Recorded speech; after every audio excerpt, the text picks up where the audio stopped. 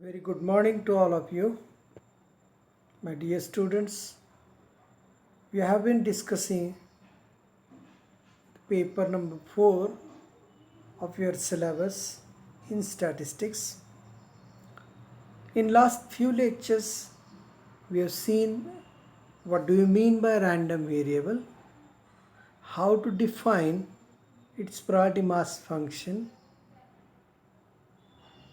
and how to find an expectation of a random variable or a function of random variable. Okay, today we'll start with new unit of syllabus, and that is some standard discrete priority distributions specially defined on finite sample space.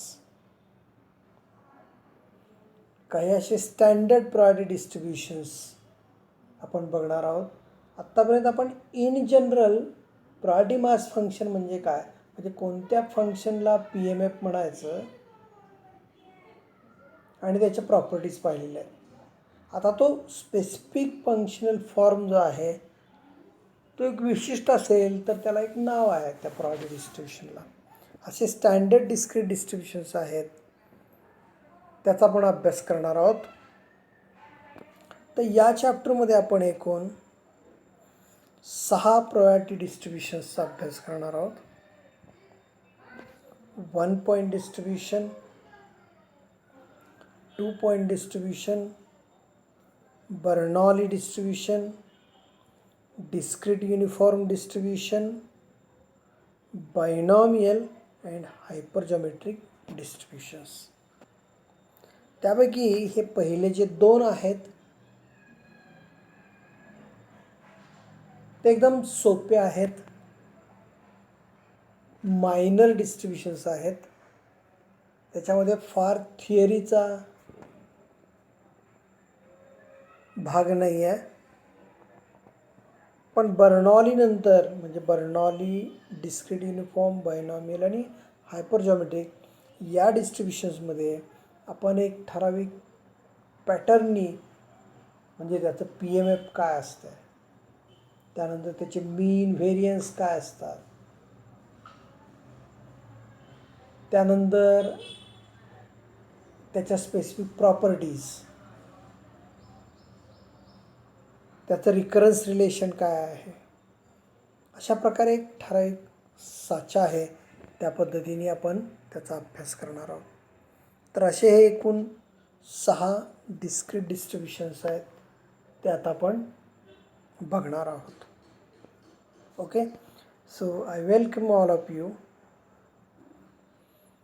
You will get a thorough information about these 6 priority distributions specially defined on finite sample space. Let us start with 1 point distribution. In fact, 1 point distribution, it is not a random experiment. It is a deterministic experiment. म्हणजे ज्याच्यामध्ये result हा एक आणि एकच असतोय, त्याला आपण deterministic experiment म्हणतोय. म्हणजे तिथं दुसरी शक्यताच असत नाही आहे, एकच शक्यता. त्यामुळे तो एक्सपेरिमेंट आपण परफॉर्म केला तर त्याचा रिझल्ट जो आपण फिक्स आहे तो मिळणारच आहे. मग असं जे सिच्युएशन आहे, डिटर्मिनिस्टिक सिच्युएशन आहे, त्या सिच्युएशनमध्ये जे प्रायोरिटी डिस्ट्रीब्युशन आपण वापरतो, in fact it is not a priority distribution पण it is written in the format of priority distribution. त्याला डिजेनरेटेड रँडम व्हेरिएबल असे म्हटलं जातं. म्हणजे ते फॉर्मली त्याची डेफिनेशन जर सांगायची झाली तर कसं सांगता येईल आपल्याला पहा. A random variable x is said to have 1 point distribution if its PMF is given by probability of x is equal to small x, it is 1 and 0, present or absent. It is 1 if x is equal to c, c is some constant. म्हणजे random variable एक्सची value जर c असेल, c असण्याची शक्यता 1 म्हणजे sure event, आणि other than c असण्याची value 0 म्हणजे इम्पॉसिबल इव्हेंट. सो याच्यामध्ये एकच शक्यता आहे आणि that is sure, that is a sure event. It is also called degenerated random variable. म्हणजे प्रत्येक वेळेला तुम्हाला तोच रिझल्ट मिळणार. त्यामुळे याची एक्सपेक्टेड व्हॅल्यू जर आपण कॅल्क्युलेट केली तर ती किती मिळते आपल्याला, दॅट नंबर सी, आणि त्याच्यामध्ये बदल काहीच होत नाही आहे. There is no variability at all. So variance is equal to 0. आता इथे एक छोटं एक्झाम्पल दिलेलं आहे पहा. Suppose a box contains 10 white balls, only white balls, म्हणजे त्याच्यात फक्त पांढरे चेंडू आहेत 10, दुसऱ्या कोणत्याही रंगाचे नाही आहेत. ए box contains 10 white balls only,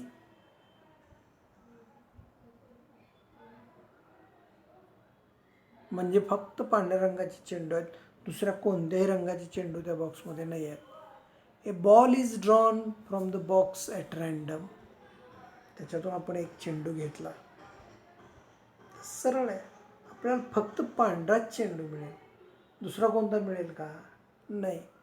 दुसऱ्या कोणत्याही रंगाचा चेंडू त्यातनं फक्त जादूगारच मिळवू शकतो, अन्य कोणी मिळवू शकणार नाही. Let us define random variable X as. आता आपण एक रँडम व्हेरिएबल डिफाईन केला. X is equal to 5 if white ball is drawn and X is equal to -5 otherwise.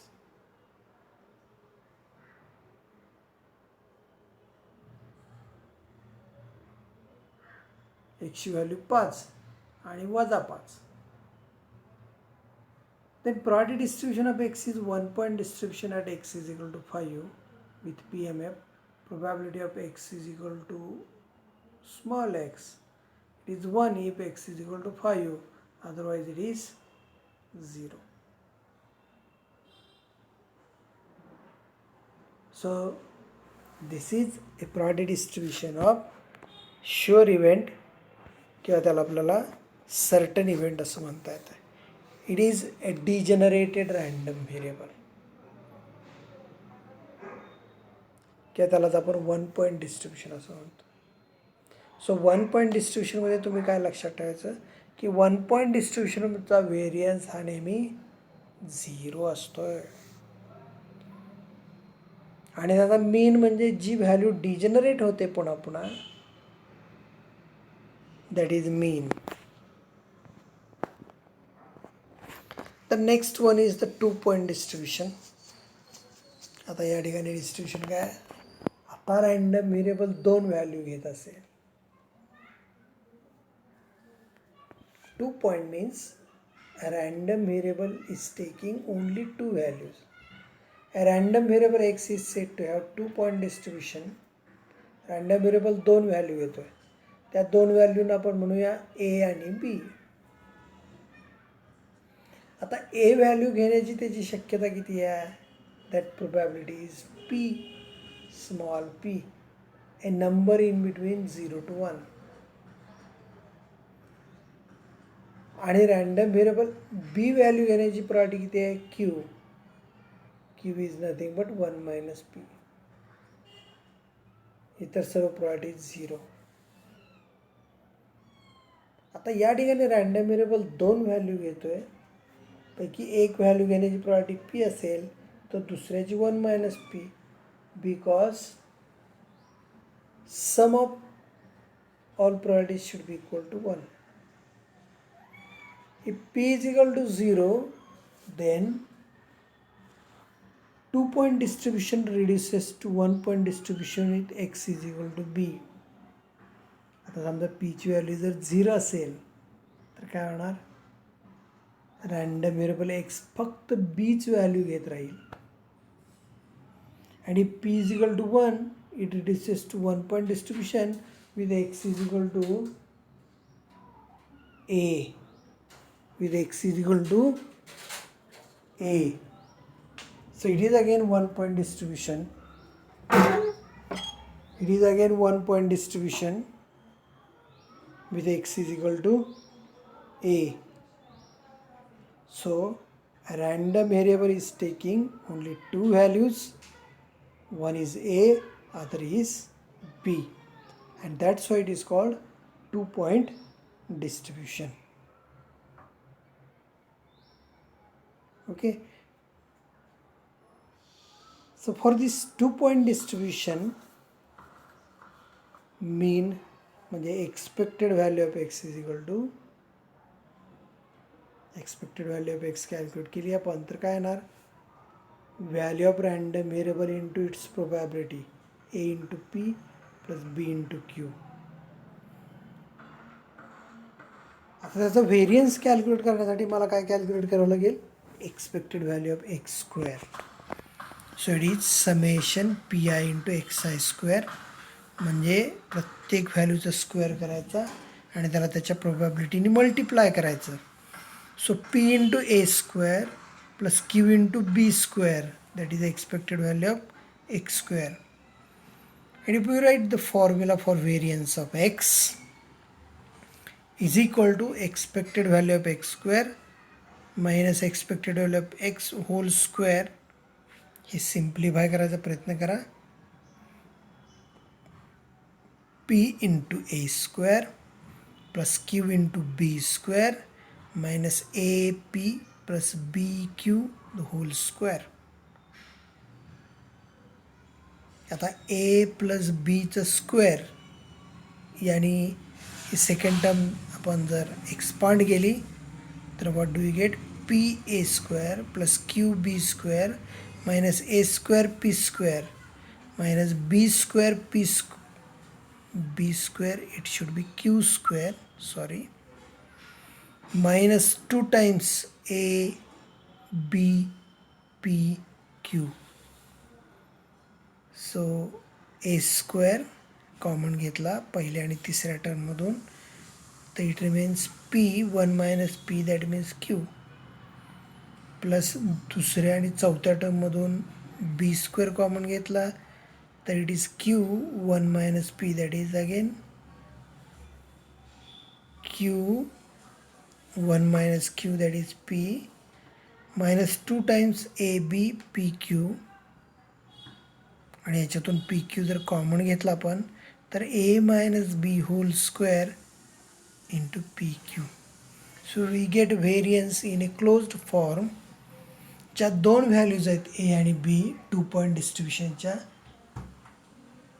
त्यांच्या सबस्ट्रॅक्शनचा स्क्वेअर घेतला आणि त्याला त्यांच्या प्रॉपर्टीने मल्टिप्लाय केलं तर we get variance of 2 point distribution.